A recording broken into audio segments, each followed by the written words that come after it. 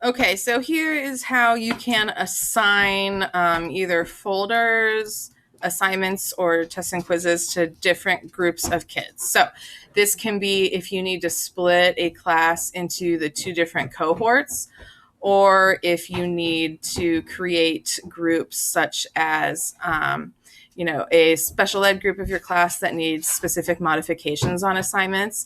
And when you do this and you assign things just to specific kids, they're not going to be able to see what other kids are being asked to do. It's also not going to duplicate those different assignments onto the grade book. So that part is really important. So I'm assuming that you've already linked your sections if you haven't already. And so here I have 5 all linked together. First thing I'm going to show you is how to create grading groups. So over here on the left, you want to click on members. And then on the right-hand side, it will list any groups that you have already created. And it will also give you a button right here to add a grading group. So when you're not hovering over it, it says organize members into grading groups. And then when you hover over it, it changes. And so here I can just name the group and select whatever students I want to put in that group. All students in a class have to be in a group, right? Because if I'm creating a test with modifications for a certain number of kids, and then I create a more general test, I want to be able to just assign that general test to that group of kids as well. So make sure that everyone in your class is assigned a group. This has caused confusion in the past. If you have a kid move in later and you forget to add them to a group, and then they're like, oh my gosh, I couldn't find that assignment. Well, that's because I never assigned it to them, right? So when you are in your home page or your materials page, you can assign folders to different groups if you want. So I'm clicking the little gear symbol, individually assign.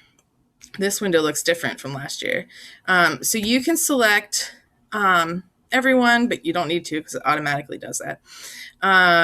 You can do an entire section, or you can split it up. So maybe this says cohort A and this says cohort B. You can assign it to one or the other.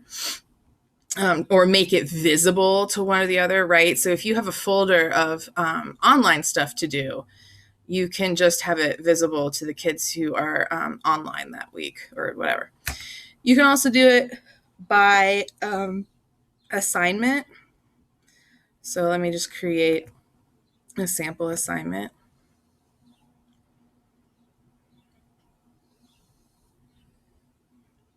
Maybe. All right. So here's my sample assignment, blah, blah, blah. Down here, one of the options is to, again, individually assign.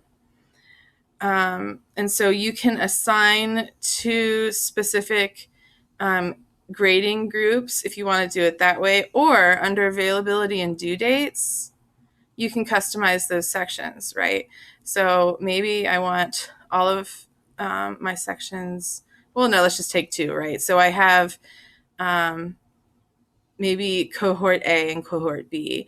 And so it's going to be due, this Monday for cohort A. Cohort B is a week behind them, so it's going to be due the 27th. And so on students' individual calendars in Schoology, they're going to see the correct due date for them. And then I go and I create.